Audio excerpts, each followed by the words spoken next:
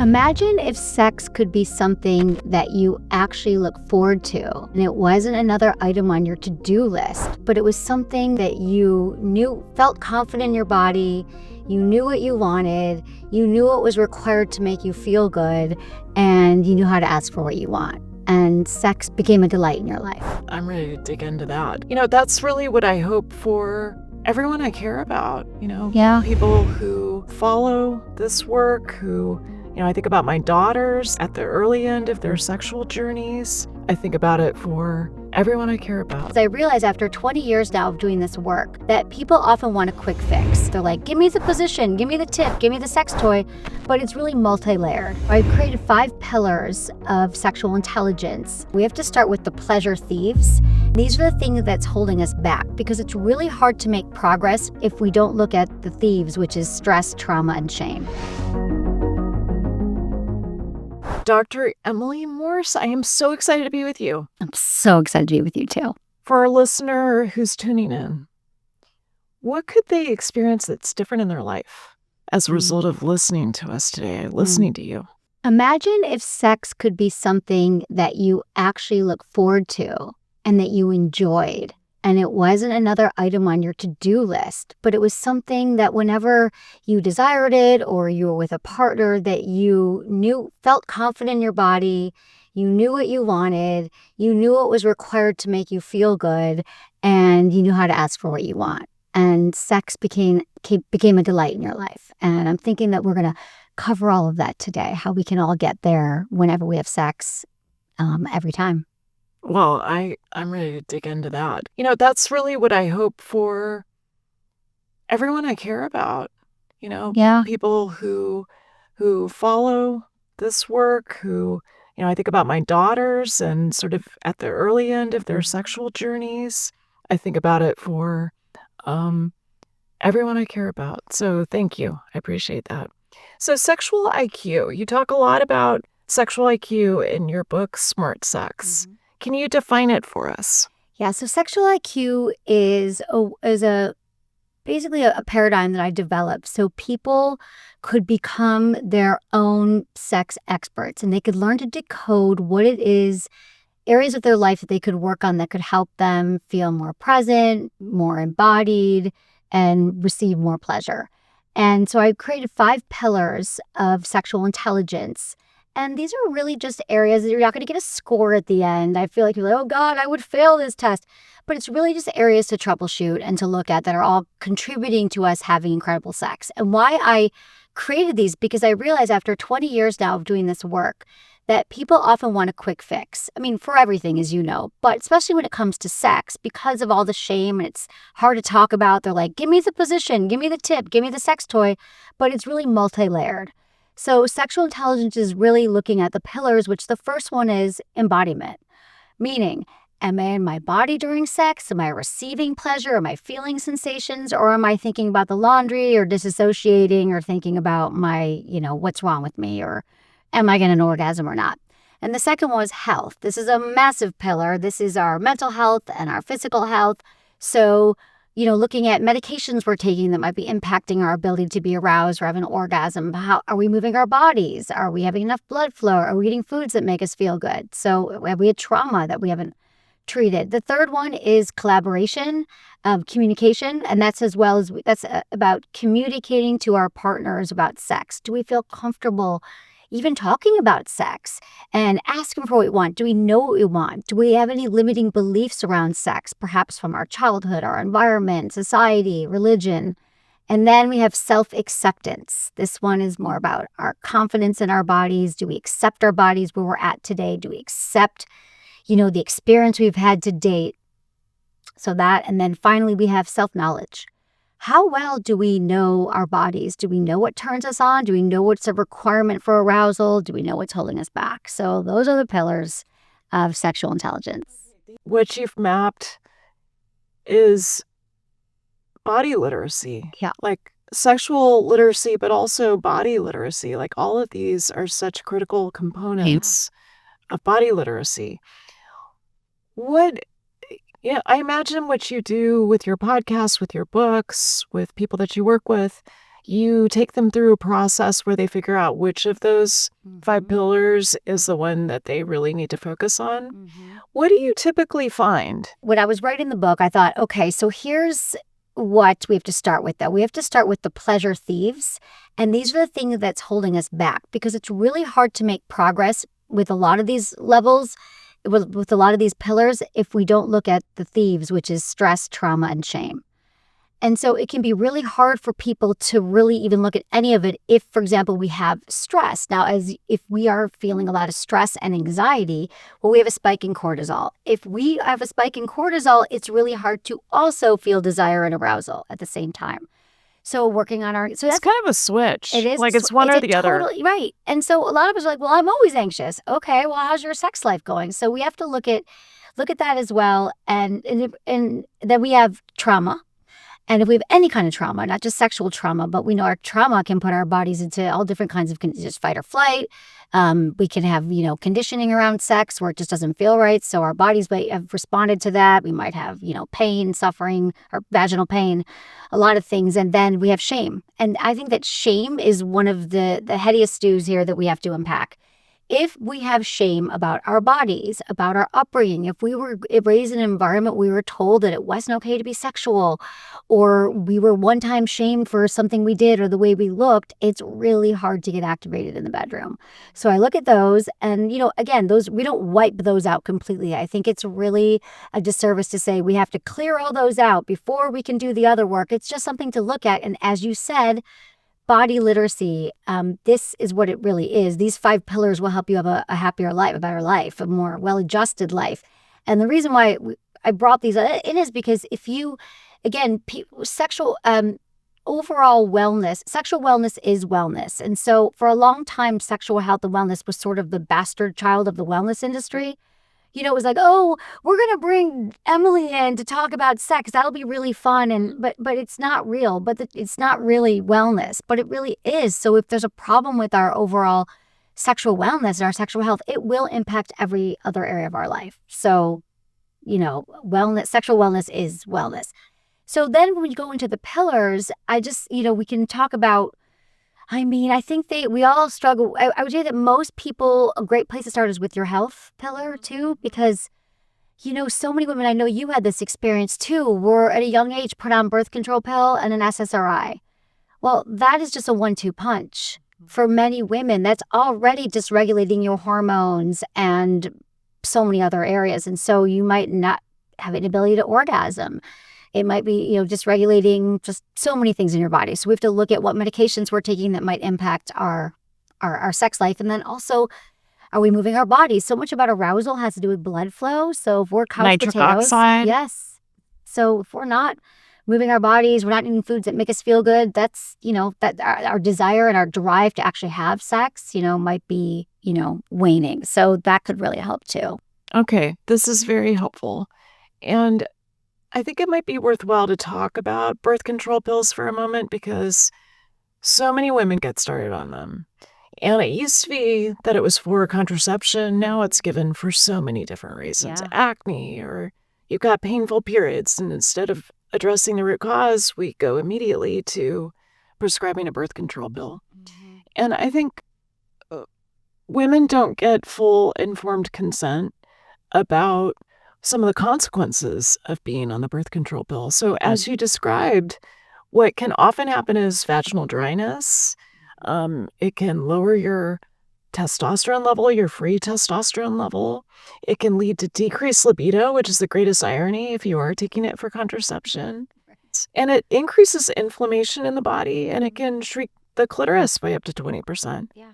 And I feel like if people got full informed consent, they wouldn't agree to go on some of these medications. Yeah, and also all of those things, and also what I've heard is that it also disrupts your hormones to the point where when you go off of it, it's really hard. You have to do a lot of work to sort of regulate your hormones again. And then the other thing that is also important is like the studies that have shown the partners that you pick when you're on the birth control pill, you might not pick them if you weren't on the pill. So what happens when you go off really the pill and you get frightening. pregnant? That one's, I think it was just one study, the t-shirt study, where they sleep with the t-shirt and they find out that the person, I think that was the scent test, but yeah, so it's all really frightening. And I feel like I didn't have consent. I thought I had no choice, just to go on the pill. I was going off to college. And I remember all these years, I was on it for 10 years, and I remember thinking it was just a non-starter. Like, yeah, are you on any medication? No, I'm not taking anything but the birth control pill. Like, it felt like it was just sort of, an inconsequential part of everything else I was doing. It didn't think that it mattered, but we know now that it does. And the challenge around this is I know there's a lot of young people who still are, I have three nieces who are all asking me, or two of them are on it. I try to send them information and read books, and they're still like, but what else am I going to do? And so the problem is a lot of young people, again, this goes to the way society teaches explains female sexuality and the way they explain male sexuality. We're not supposed to actually entertain condoms because men let us know that they're so uncomfortable and it feels like they're wearing a raincoat. Well, how bad is that if it feels like we're having all of these other problems, right? Like, you could probably learn to deal with it, or they're wearing the wrong size condom, or all the other things. And then women sort of, acquiesce to that because we're pleasers and we tend to be oriented towards pleasing our partner sexually more than ourselves. Okay, so that needs to change. Yes. That's definitely a gender difference. That's a is big gender culturally difference. constructed, Mhm. and I want to take that on. You said another thing that I think is important to highlight, which is when you go on the birth control pill and then at some point you decide to come off of it, what we know is that a year later, the hormonal changes that happened when you're on the pill, you can still detect. Yeah. And what happens past a year, we don't even really know. If we just have a quick science moment, please. it's that you go on the birth control pill, the oral estrogen gets your hormone called sex hormone binding globulin to go up. And sex hormone binding globulin is kind of like a sponge that soaks up all of your free testosterone. And so your free testosterone goes below a certain level. And there are some women who do just fine with that because they've got a super efficient testosterone receptor. And so they don't notice any change. Mm-hmm. But then there are other women that have a highly sensitive testosterone receptor. And when the sex hormone binding globulin goes up and their testosterone goes down, they have the vaginal dryness, they have the decreased libido. They maybe notice that their clitoris is not as responsive as it once was. So we need to understand that there's some long-term consequences of medications like the birth control pill, and it's not quite as simple as your doctor may make it out to be. Yeah, exactly. I'm with you, and yes, that is all such important information. I wish we could have billboards about that, but we need a billboard. We really do. But the thing that's so frustrating after doing something for so long, and for 20 years, my 20th year, so I keep looking back at, okay, what's changed, what hasn't changed? And then when I'm hearing from young women who are like, I'm getting on the pill and I'm still not having orgasms and I'm just going to give a blowjob to get someone to like me, I wonder, what are we missing here? Like, why isn't this information getting out? Why are we still just putting young women on the birth control pill? I mean, there's just so much societally that we don't cover culturally. It's I want to get this information just so necessary. And then I hear women in their 40s go on the pill, like you said, for their skin. Right. Or perimenopause. It's used as sort of a knee-jerk response to the dysregulation of perimenopause. There's a lot of other ways that we could be working with that. Yeah. So we're starting to get to the sex and gender differences when it comes to sexual IQ, when it comes to body literacy, when it comes to being a great lover and sort of the way our culture shapes us. And I love how you talk about vulva owners and penis owners, and I think that's such an inclusive way. The scientific literature still talks about men and women, and it's frustrating. And it's the way I report it, and I just want to acknowledge that. Yeah, that's okay. And for these purposes, we can say men and women, or men who identify as women. I'm okay, but in the book, people still push back on that too. But I just thought, just because it's your part you were born with doesn't necessarily mean it's how you identify. And fair enough. Yeah. So let's talk about some of these sex and gender differences. Well, first, I think about pleasure, and I think about people, when we think about sex, we often think about orgasms. Now, I could go into why it's not only about orgasm, but when I start there, I think about the orgasm gap. And that's the one that is the most alarming to me. That the majority of men are going to orgasm in 95% of sexual encounters. And women, and I think this is high, say they're going to orgasm about 65% of the time. And so that's one thing. That gap is just, that is so present and important to note. The other thing, as I mentioned earlier is that women are often oriented towards pleasing their partners. And I know personally, my sexual experience was if he had a good time, that was probably a great sexual encounter. Like I would move my body in this certain way and arch my back and make the noises. And if he had an orgasm, I was okay with it for a while until I wasn't, until I started this career. But and so that's one thing too. Just like if that, it's also oriented towards men. The third thing would be, so the first one would be orgasm gap. The second would be that we're just oriented towards people pleasing in sex. And the third thing is that we center sex on penetration. Oh, yes. And the majority of women are not going to have an orgasm from anything to do with a penis. No. It'll be fingers, mouth, or toys. Yes. And we all know that. Did you have sex? We think, did a penis go in a vagina in heterosexual couples? So women, like only maybe 20 to 30% will have an orgasm that way, but mostly they're not. They're going to need so many other kinds of stimulation, and even that's how we define sex, because we define sex through procreation and culturally, religiously. That's why. So I think those are some of the main things I want to talk about that are really, really different, that really impact men versus women. I think that my hat goes off to, this is not to blame men. They're growing up in the same society we are. They're watching porn too. I think the other thing is the proliferation of porn. The last, porn's been around forever, but since the last 15 years when we've had porn available in our pocket. And so now there's a whole young generation of people who grew up seeing porn and thinking that's how we're actually going to have sex. So there's a lot of undoing. There's a lot of learning, and then overall, the big arching problem with this is that we're not a country that prioritizes accurate sex education that's comprehensive and also focused on pleasure. So where are the countries that do? So the only countries that do, that I found in my research, is in the Netherlands. In the Netherlands, everywhere in the Netherlands. They teach sex education at a very young age. I'm talking pre-verbal, when the kids are, when they're babies. They name their parts. They say, this is your belly button and your vulva and your knees. Here, we'd say it's your belly button, your vajayjay, or we'd skip right over it and say your knees. Like, it's the parts that have no name. They normalize it. They normalize it. They name the parts. They talk about consent as the kids get older. They talk about feelings associated to attraction. And, they just every single year they have sex education. It's just a non-starter. And they teach safety. Like in America, our sex ed, if we teach it all, only 17 states require sex ed to be medically accurate in the United States. And when we do teach sex ed, it's mostly fear-based and based on, you don't get pregnant or get an STI, and we got to be really careful about it. And here's how you have a baby, and here's your menstrual cycle. But we don't talk about pleasure. And so in the Netherlands, they do talk about pleasure and safety. That's the big difference. That's huge. Huge.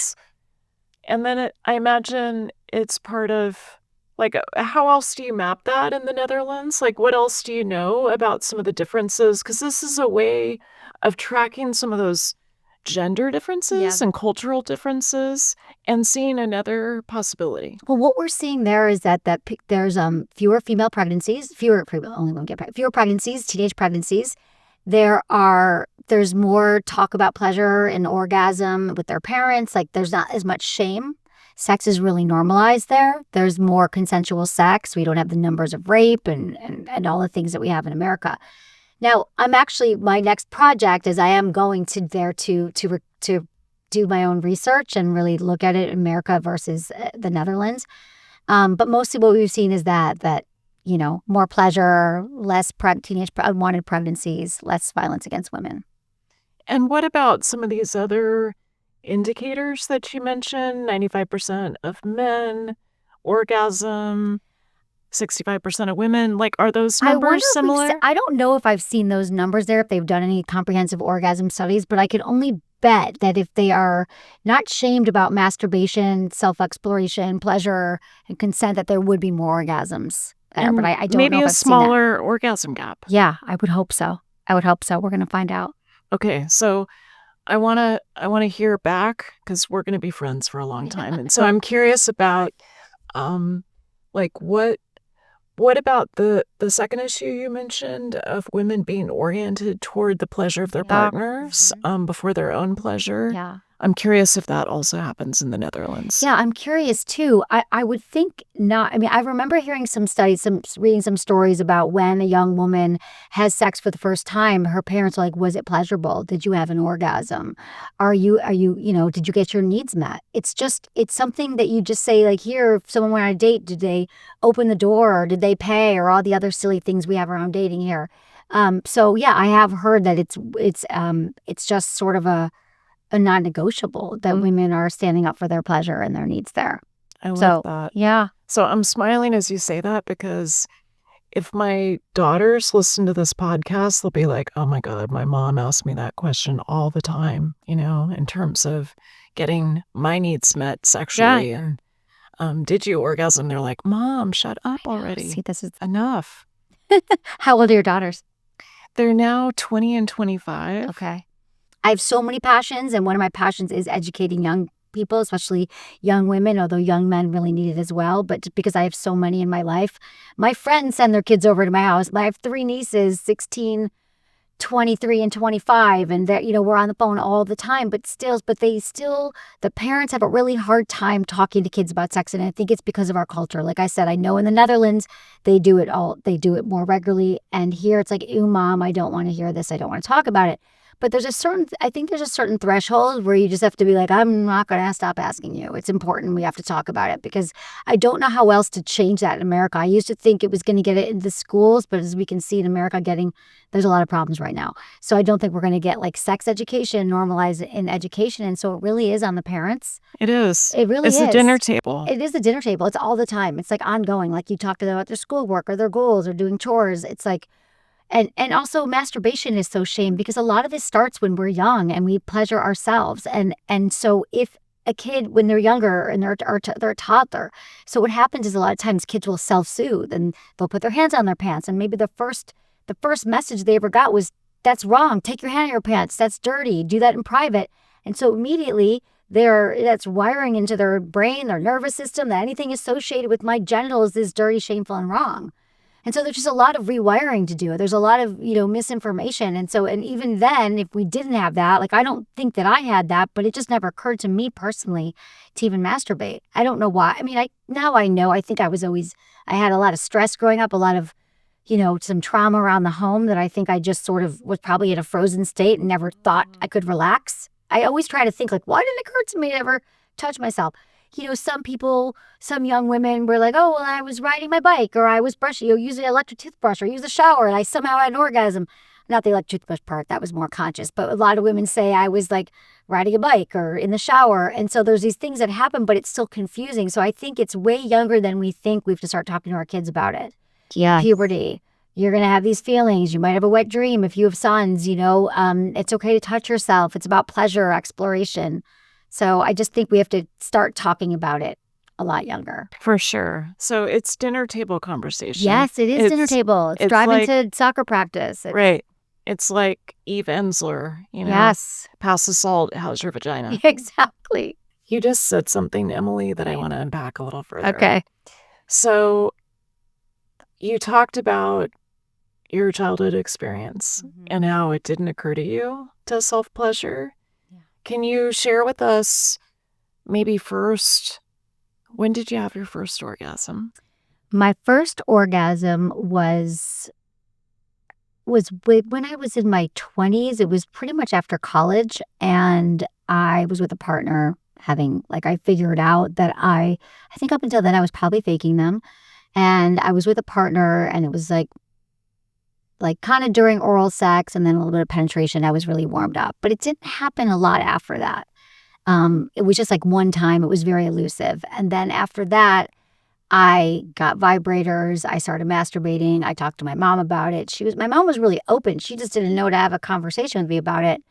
And it was really when I was in college and my girlfriend said to me, I said to them, what is the big deal with sex? Why are we doing this? Why are we emphasizing this? I remember my boyfriend driving in to see me. He went to a different school and he was like pounding away at me like a jackhammer every time. I'm like, I just want it to be over. Can this be over? It's really not satisfying. And they said to me, have you ever had an orgasm? And I was like, no. I didn't remember thinking like, how come I didn't know this? And they were like, do you masturbate? And I said, no. So I really started to, unpack it, use my own hands. And then, good. yeah, so a lot of it for me, though, is with vibrators and lube. And I would say that's my most, like, that's a great way to get me going. But I can usually have it with a partner if there's a lot of oral sex, a lot of foreplay, a lot of warm up. You also linked it to some childhood trauma. Yeah. So do you know your adverse childhood I experiences do. I do. So I have been diagnosed in therapy in recent years. Like I've been in therapy forever. Talk therapy, I know I've heard you say this too, which for me was great. I was in talk therapy forever, but it wasn't until I started doing a lot of other kinds of trauma-informed therapy, like EMDR and somatic therapy, that I realized that, I had complex PTSD, which is basically when you have three really kind of traumatic experiences happen before the age of 20. And I had that. And I realized I was constantly just in a state of stress, fight or flight. I had a lot of adaptive, people pleasing, and just, thought I had ADD, thought I was just super anxious, thought I had learning disabilities, and all of that could be true, but it comes from a highly dysregulated stress nervous system. And so what happened was, if you want to break, parents got divorced at a young age, and then my mom married a stepdad that was really kind of abusive, and it was a very scary environment. Physically he was, and it was just a really hard time. And then my father died suddenly of a heart attack when I was 19. And so he was 49. So that was really sudden too. So I think between like the divorce and the stepdad and the family and not having any outlet. And it's funny now because I know some kids who experience the death of a parent, because I track all that. I'm always like paying attention to like, how are people dealing with these things now? I remember a friend of mine, daughter, like she lost her husband, and the daughter like came home from college for a month, and the family mourned together. I remember my dad died. I was 19. I went back right back up to college 2 weeks later and got 3 jobs. And I was worried about money. I was worried about my life, and just started working really hard. And I think that took me to my 20s, my 30s, probably still today. I have this working really hard, getting things done, getting burnt out. And I think that cycle for me was, I don't want to feel my feelings. I didn't know how. I was so shut down. I really didn't know what I was feeling. I think it was just trying to be successful by accomplishing a lot of things, showing that I'm smart and I'm capable and I can do more than a lot of people. I mean, one of my mom's favorite compliments to me, and I've told her I'd love her to not say this as much anymore. There's other things we can pull on. She's like, but you're so strong, Emily. You'll get through it. You're so strong. You always get through it whenever I'm, going through things. And I said, Mom, I don't know if that's a compliment anymore. I don't know that I want to be so strong and so tough. You're so resilient. And in many ways, it served me, right? But I think just this whole experiencing on like, I pushed away the feelings. I'm not going to feel pain. And I know that grief I don't know if you've had to deal with any grief in your life, but dealing with grief is just, it comes in sideways. It's really not anything that we're ever, we can't really teach grief until you actually are in it. And I just know that I was so grieving so deeply from this relationship with my father, and then not really giving myself time to mourn it. And even though intellectually I knew that I should probably be feeling more, I went on, I was on birth control pill, then I went on antidepressants. And so I just think there was a lot of masking going on, and that went on for a long time. And so I've spent a lot of time doing a lot of things that allow me to be more embodied. That I do a lot of the things I talk about in the book about the pillar of embodiment, which I think is the most confusing to people, and the one that's the hardest for people is like, now what does embodiment mean again? And it's really just about being in your body. The mind-body connection. What am I actually feeling? What am I sensing? What's our body's wisdom? And I think a lot of us override that, no matter what our gender.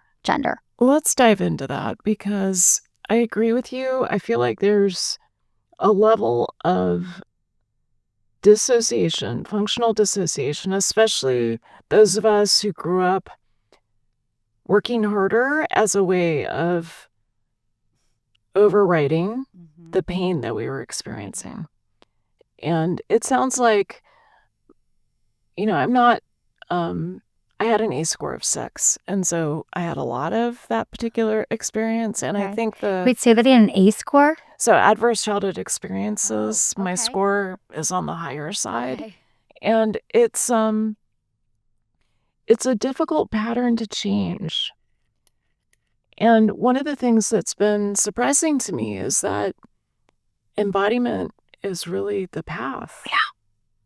Yes. And like coming downstairs from this cognitive approach to most of the problems that you've experienced. Yeah. So can you walk us through, you went from having your first orgasm in your 20s and having this sequence of trauma, complex post-traumatic stress disorder, having your first orgasm in your 20s, being someone who works really hard, that was your pattern. Yeah. And then you became a sex therapist. Like, take me, like, help me connect the dots. Okay, I can connect the dots. But one more thing I want to say about going back to real quick, the family stuff is that those three experiences, also about, we know maybe growing up a child back then in the 70s, 80s, 90s, it wasn't really about also parents not having like emotional neglect, having parents that weren't loving. My mom, they all loved me, but not having that kind of attunement. Yeah. Exactly. There was no attunement. So I just want to say that too, that very close with my mom, my family, but a lot of us didn't have that. And I think we still work on that. Okay, so I can walk you through that. So in my 20s, my sex got a little bit better. And I worked in politics. I lived in San Francisco. I moved there after college, and I worked on political campaigns. I worked at City Hall. I worked for Willie Brown when he was mayor. I don't know if you've been there. Sure. And Barbara Boxer, all the people. And then I made a documentary film about San Francisco politics in the late 90s. And from there, that took me a few years to get out. And once that came out, I realized like I was then, but working in politics and making a film was all this drive. And I got my first taste of something that that I was able to create and interview people and change people, tell stories. Basically, it was storytelling. And at that time in my early 30s, when I really started this, I sort of started it before maybe 22 years ago, when I got really, really interested in sex and relationships, because I was also somebody who wasn't oriented towards relationships and marriage and kids. I should also mention that I attended 4 of my parents' weddings before I was 25, my actual parents. So that was another one of the traumas, I suppose. They were each married. I thought only parents got married. So anyway, I also understand that my upbringing was like, why would I get married? If it doesn't work, you leave. So then I thought, okay, I see though, there's got to be something that I could learn in here. They always say research is me search. And so I went on a journey. I would always talk to people. Tell me about how you met your partner, and tell me about your marriage and what makes it successful. And I really just wanted to start out knowing how it all started was interviewing people about their sex lives and their relationships, because I was always hearing that half of marriages end in divorce. And when then you go beneath the surface, it was like usually about sex, money, or kids. And I thought, okay, well, like let's talk about the sex thing, because in my experience of being in longer term relationships and then ending them, the sex always got really stale after 6 to 9 months every single time. So I just thought, well, how are other people making it last? Because there was always someone new and shiny to have sex with, and I knew that would be better. But in my mind, I knew I must be broken. Research is me search. What are the answers? What's the secret to successful sex and relationships? So that's when I started doing a cable access. There's a long version, but to do a cable access show in San Francisco, which anybody can have a cable access show if you take a Saturday workshop. And then I just started doing this cable access show around the time I heard interviewing people about sex and relationships. I hadn't gone to grad school. I wasn't studying sex then. I was just a student of it. On my kind of more organic. And then I heard about podcasting. This was in 2005. And what I loved about podcasting was it was audio only. I didn't need cameras. I knew that there was more anonymity to people's experiences if they didn't have a camera on them. And so I just started my podcast that day in my living room in San Francisco, and invited a bunch of friends over and interviewed them about their sex lives and their relationships. And from there, I thought, this is it. Like, this is going to be the thing that's going to change people's lives. I was learning, they were learning, and yeah, I've been doing it ever since. And then I went back to grad school in San Francisco. At the time, there wasn't a lot of degrees I could get in human sexuality, but there was one school there called the Institute for the Advanced Study of Human Sexuality. I don't know if you know it. It was a hippie school that had been there since like the 60s. And yeah, I went there. It was night school for like 4 years. It was like nights and weekends and like long months you would go to school, and all the while doing podcasting. And that's been my journey. Moved to LA about 12 years ago. And can you layer in what you learned about sex and relationships? Yes. And maybe I imagine you went through a process of resolving the trauma signature in your body. Yeah. And I'm just curious about that process. Okay. I imagine it's not, a linear path. It's more of a circuitous path. Yeah. What are some of those stops along I the way? realized I just gave you the facts, the linear path of like the work, and I didn't get into the evolution of it. So when I started, let's see, I don't think I've ever really mapped this out. So when I started, I realized pretty early on, like probably the first year, that I had been having sex in a way that was very performative. I'd probably faked most of my orgasms. I would get, bored of sex. I wasn't a great communicator. I didn't really know what I wanted. I would say that was the first few years. And It wasn't modeled for you. It was never modeled for me. And you talk about this in your book, Mm-hmm. like this whole section here, and sort Yeah. of this myth Yeah. of, Yeah. What hot does it sex say? and how long it lasts. Yeah, how long it lasts. I thought there was this myth that it's supposed to last forever and that sex should always be amazing and we shouldn't have to talk about it. And if you do have to talk about it, there's a problem. That still lives today, by the way. That's still one of the biggest myths I hear. Like, I don't want to talk. If we talk about it, then it means that there's a problem and we should break up. So I learned how to communicate. I learned how to really just started realizing that wasn't a normal way to have sex. And so that I started having partners where I was actually trying to communicate and slow everything down. One of my top sex tips, if you said to me, like, what's your top tip? I'd say top 3 would be to go 5 times slower. Like, we usually rush through sex, that all of a sudden you're making out with someone and then you're naked and you're having penetrative sex. And for me, a lot of the delight was in the making out, the kissing, the slowness. So that's something I really learned to just say, we got to slow down. And I learned how to, there's another big thing. I learned how to stop sex. I learned that it was okay to take a pause in the middle of sex. I didn't think it was okay to stop it if it was already going, because I thought blue balls, like, they're going to call 911 and they're going to die and they're going to tell other friends, right? Like, not a thing.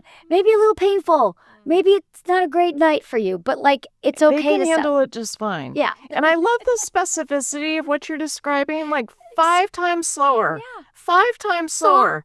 Not, half as fast, but 5 times slower. Yeah. Go slow. Like, really think, am I going to slow it down? Because then that's really going to, So I would slow everything down. I would stop it. I'd say, you know what? Can we really go back to the kissing? I loved that.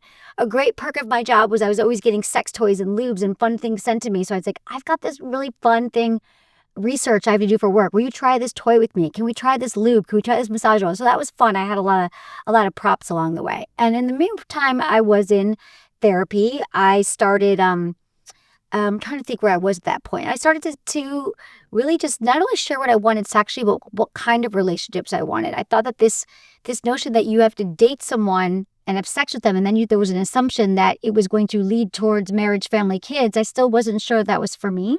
And so I'd say, I'm just dating people right now. I'm figuring out where I'm at. And that wasn't also okay for everybody, but it just, that's why I just really learned to speak out for what I needed. I learned to go to I've done some great therapy around trauma and EMDR therapy, eye movement, desensitization, reprocessing, which really does rewire the neural pathways in your brain. That worked for you. Yeah, that really did work for me. I love that therapy. Can you talk a little bit about what your experience was of it? Yeah, I realized that, I had particular things from childhood memories and things with family that I whenever, and something particular happened with something came up with a family member that I was going into therapy for that, because it was so traumatic and I had to learn how to deal with this person. But in the process of that, so many other things became apparent. So basically, with this therapy, I was able to look at, I'm trying to think of how to break this down. I think a lot of it was about, let me think, like attachment and self-soothing. Here's what I love about EMDR is it's not a lot of talking. You don't have to go in and talk about all the history and all this stuff. I'm so tired of talking. I'm so tired of talking. In therapy, or even like in dating, you're like, can't you just know my story? But yes, definitely in therapy, it's like, at this point, I've probably been in therapy on and off since I was like 10. Like when my parents first got divorced, they put me in therapy. And I was like, I don't want to have to explain it all. And I knew enough to say, I know that these things happen to me, but this is how I'm reacting today. But the thing about that was I would explain something that was happening with this conflict with a family member. And what they would say is, well, how does it make you feel? And I might say, it makes me feel like I'm not enough. And then the reverse of that, well, like, how do you want to feel? So what would the opposite? Well, I'd want to feel that I am enough. And then she's like, okay, let's go into that you're not enough and this thing happened. And then you close your eyes. And you either can use buzzers, which I love, is there's little vibrators you can hold, or they use the dots that go back and forth. And I'm like, all of vibration is healing. Vibrators. I never got offered vibrators. No? Okay. Did they do the Yeah. the dot going back and forth. And then you just, as you're pulsing back and forth with these vibrators or with the dots in your eyes, and you take a few minutes and she say, well, what are you feeling now, or what comes up for you? And I found that it would just start to unravel, and a lot of different details of my childhood would come up, and I start to remember things, and I start to remember feelings towards things that I hadn't really remembered. And then it would start to string together. It was almost like it was all the dots were coming together in my life. I could see the way something that happened when I was 8 or 15 or currently were all connected. And my reaction to those events were pretty much the same. And so by talking about these things, or just talking about what was coming up in the moment of doing the process of EMDR, she would say, well, what now? And I'd say, oh, I'm remembering this time that, my mom didn't call me and this thing happened. She'd say, okay. And then she'd say, go back to the dots, go back to the buzzing. Okay, what next? What next? And just do this thing, even though it seemed very unrelated, the process of talking about my emotions and feeling not enough, when it was done after a few sessions, I felt less charged by these experiences that were happening in my family. So I could still be with my family or be with these family members, and certain things would come up. And I thought, oh, I'm not having a reaction, or I'm not having the same kind of reaction. That's the desensitization part. And so it was like it was gone. Like I felt. So you weren't triggered. I wasn't anymore. triggered. I wasn't triggered by things that had triggered me before. So it was a kind of like an unearthing of a lot of things, but it feels very safe. And it's embodied. Like I was noticing things in my body more. I was noticing the way things connected. And I think it's the process of the rewiring and breathing. Did you feel more regulated? I did. I felt way more regulated from that. So that was really helpful. Another practice is the somatic therapy, which I can tell you this. In my 20s, when I was seeking a therapist, a friend of mine said to me in San Francisco, go see she was in therapy school. She said, you have to go see this therapist. You're going to love her. I love her, right? I said, okay, I'm going to go. She's training to be a therapist. She probably has a great recommendation. I walked into this therapy office, and the first thing she said to me was, how are you feeling? And I said, anxious. And she said, well, where are you feeling this in your body? And I remember getting so pissed. Like, I was probably 25 years old. Like, I have no idea. Like, that's a terrible question. All I feel is anxiety and numbness. And I left, and I never went back. Okay? Cut to 25 years later, somatic therapy is really only about where are you feeling this in your body? And I'm still not completely there with it, but now I'm like, okay, that was in my stomach, or I felt a charge in my chest. I think the goal is, my therapist tells me that sometimes people feel their blood flowing through their veins. I don't feel my blood flow, but I do feel certain, ways that my body, even if my back's hurting or the way I'm sitting, like I'm much more body awareness, which we know is connected to trauma and our thoughts. And so that's been really helpful. I love heat therapy. I love saunas, hot yoga, walking, nature, massage. I mean, the stuff that's just like releasing, lymphatic drainage, all the things that help me feel more in touch with my body. This is so good. And what's the role of sex, sexuality, orgasm? Okay, right. In regulating the body. So for me, what I've learned is really how to, I think one of the biggest challenges, what people could learn is if they learn a meditation practice or a breathwork practice or a mindfulness practice, if it's been something in your life, you're like, I know, I want to get to that yoga and that breathwork, it's actually going to help you in the bedroom. Because so many people are distracted, disassociated, that for me, the more I learn to breathe and be present during sex and really be present to the sex that's happening, I'm able to experience more pleasure, because I'm also able to really show what I need and ask for what I want and have more orgasms. So it is completely different than how it was 20 years ago. So yeah, I'm able to, there's certain, non-negotiables. Like, I have to be warm enough in the bedroom. I have to have my lube. I have a lube on every nightstand is like one of my missions. Like, when I'm dead, if they're like, she got a lube on every nightstand, I'm happy, right? Like Steve Jobs and the computer. That's that, computer at every desk. I want a lube on every nightstand. I have my toys charged. I have great communication. I have sex when I feel safe, when I want to.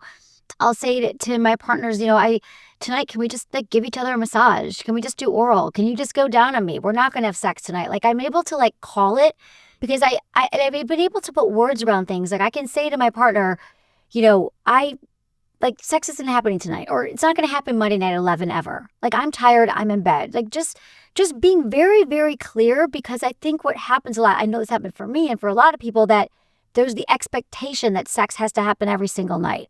And if it doesn't, or it has to happen and I don't want it to, so I'm going to fake, it's that whole old trope of like, not tonight, dear, I have a headache.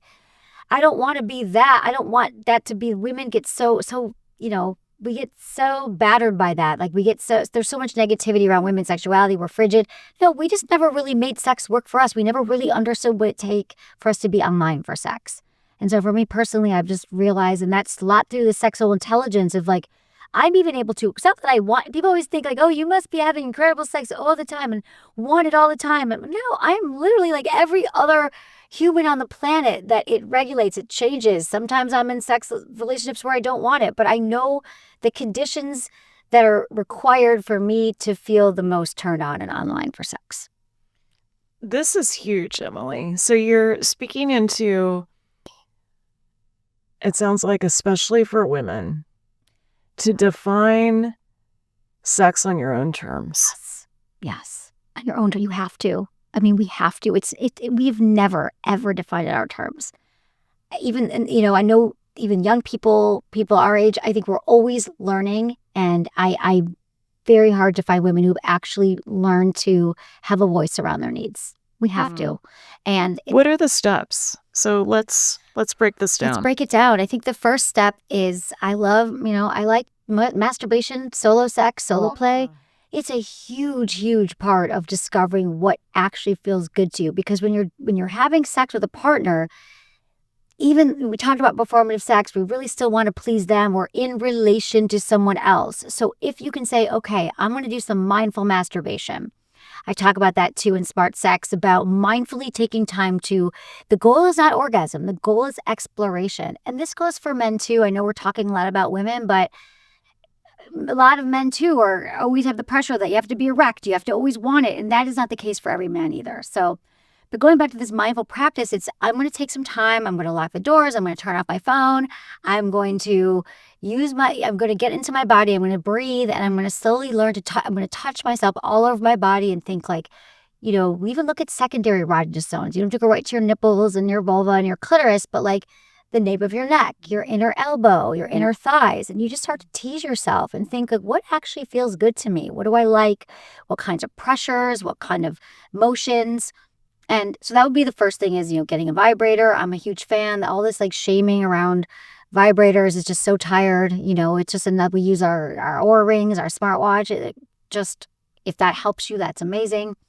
And discover ways that you feel good. And I think what we're going to find is that we need to be warmed up. We need to feel safe. Safety is a huge factor for women. If we don't feel safe with somebody, we're not getting our needs met, or it's a new partner, it can be really hard to also be online, because when we don't feel safe, we're in our heads, right? We're worried about, our bodies. And I think a lot of times we don't feel safe. So, and here you're speaking into window of tolerance, which I think is really important. Yeah. The window of tolerance, sort of the window of physiology in which you feel like you're regulated. What I love about mindful masturbation is that it's helping to expand your window of tolerance, and to also get you into a repatterning around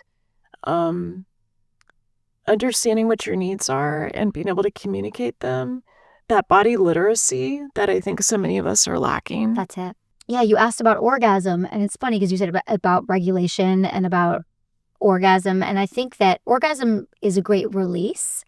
But I don't know that it's necessarily about the regulation. It's more like when I'm feeling the most regulated and my nervous system feels calm, then I'm more open to have orgasms and pleasure. But all these other things, like I need to work out. Like working out's big for me. Like every day I have to move my body, do something. I have to walk. I have to move without apologies. Like the days that I don't I'm less available for sex. So yeah. So these are all, so that all those things really help. I breathe with my partner. Well, I want to address the orgasm gap. I also feel like in some ways, orgasm feels like the touchdown. Yeah. Yes. And I want people to have fun playing the game. Like to be really present, deeply present for the game, Mm-hmm. and not always be focused on orgasm. There's a field, like a field of orgasm, that I really enjoy. Okay. And I like to be in that field, either alone or with my partner, exploring and playing, working with my window of tolerance, learning, without always coming to climax and going over. Yeah. So, some of this came up when I first met Nicole Daedone. Oh, yeah. And One taste. One Taste and orgasmic meditation. And the goal with orgasmic meditation was 13 minutes of stroking the clitoris at the 1 o'clock position, as you well know, and not going over, not climaxing. So just being deeply present to the experience, similar to meditation of other forms. And I still feel like there's a lot of value in that experience. So how do you frame that? And my experience is that women understand this and they're more open to it. And I don't like to generalize, but I see a lot of men who are like, oh no, my job is to give you an orgasm. Like, that is my job. That's the goal. It's not always my goal. No, it's not always our goal. And our goal is to, I would say that we're responsible for our own orgasm, and it's not your partner's responsibility. So even if we're are expecting that or blaming them, we have to know what is actually required for us to get to orgasm. We get to decide if we want one and we don't want one. But yeah, the thing I love about that, I wonder if we were there probably did the Omiak in late 2000s or 2007, 8 when they were in total South of Market, San Francisco, OG.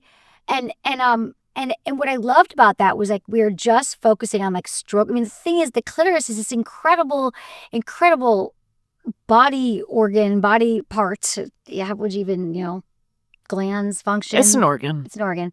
Thank you, doctor. That they you have to remember this too. And this is what blows my mind. The clitoris wasn't even on the map or even in medical journals till 1997. Okay. So I'm talking 2005, I started this podcast. So it's that's why oming and all that stuff was so relevant. It still is. It's still what? You got your clitoris stroked by a stranger for...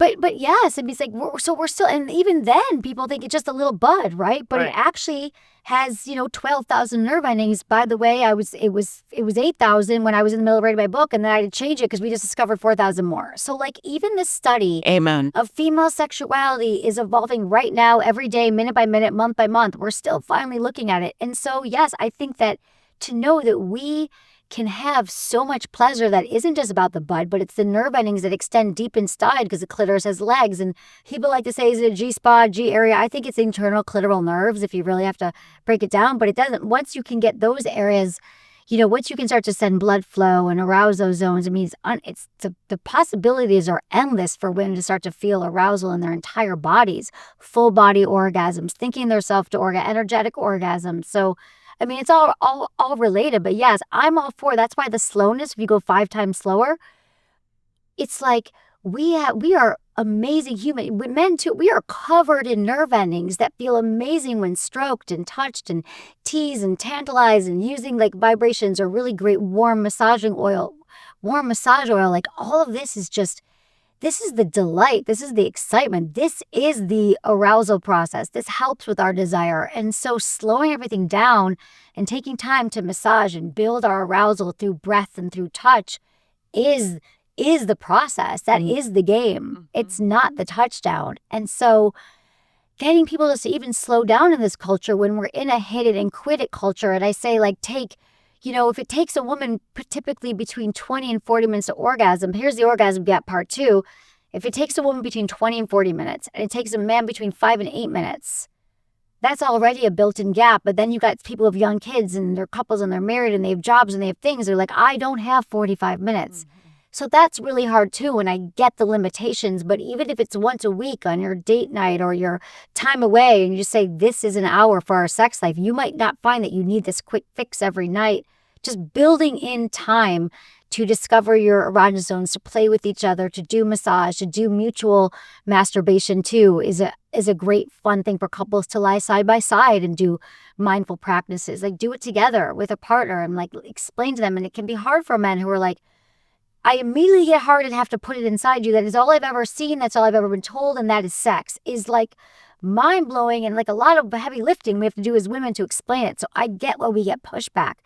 But the men I know who have been involved with these practices have seen it. They start to understand that female sexuality is really a beautiful thing to witness, to be a part of. It's so expansive. We opening like a flower. We blossom, and we're really in our energy and our orgasm and our vibrancy. But we have to also, as women, be willing to hold their hands through it and to say, like, come with me on this journey. You'll get yours too. When I'm fully in my energy, I want to give back to you. I want you to be a part of this. But it's a journey. Oh, it's so good. So I feel like we need to do 2 parts to this conversation. So I want to wrap up this conversation, and I want to go deeper in our next conversation about what I think of as the climactic sneeze that a lot of women have. Like the 30-second, 5-minute climax that isn't really utilizing all of the anatomy that women have available to them. So I'm just going to use that as a little teaser to our next conversation. Any teasers you want to throw in as we wrap up this session? This was amazing. I feel like this is our foreplay episode then, right? Yes. I feel like just wait for what comes next, because you might too. Beautiful. Thank you, Emily. Thank you.